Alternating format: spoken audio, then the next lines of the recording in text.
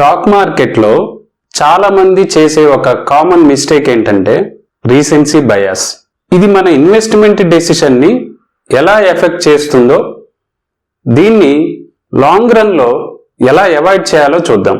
అసలు recency bias అంటే మనం రీసెంట్ గా జరిగిన ఈవెంట్స్ కి, న్యూస్ కి ఎక్కువ ఇంపార్టెన్స్ ఇవ్వడం.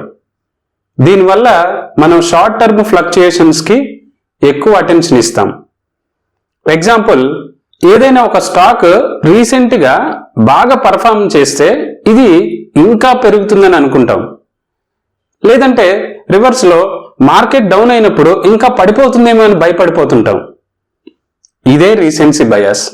దానివల్ల చాలా ఎమోషనల్ డిసిషన్స్ తీసుకుంటాం, పానిక్ సెల్లింగ్ చేస్తాం, లేదంటే ట్రెండీ స్టాక్స్ ని ఫాలో అవుతూ ఉంటాం.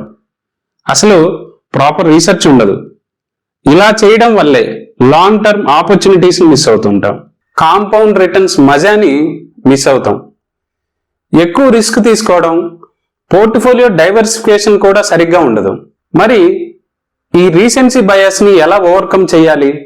కంపెనీ లాంగ్ టర్మ్ ఫండమెంటల్స్ మీద ఒక్కసారి ఫోకస్ చేయడం, షార్ట్ టర్మ్ ఫ్లక్చుయేషన్స్ కి కొంచెం దూరంగా ఉండడం, హిస్టారికల్ డేటాని ఒకసారి రివ్యూ చేసుకోవడం, ప్రీవియస్ మార్కెట్ ట్రెండ్స్ ని స్టడీ చేయడం, డిఫరెంట్ అసెట్ క్లాసెస్ లో ఇన్వెస్ట్ చేసి పోర్ట్ఫోలియోని డైవర్సిఫై చేసుకోవడం, ఫైనాన్షియల్ అడ్వైజర్ ని ఒకసారి కన్సల్ట్ అవ్వడం.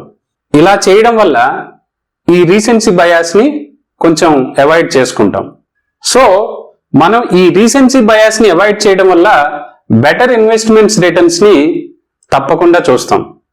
మీరు ఎప్పుడైనా ఈ బయాస్ ని ఫేస్ చేశారో లేదో ఒక్కసారి కింద కామెంట్ సెక్షన్ లో రాయండి. Thank you.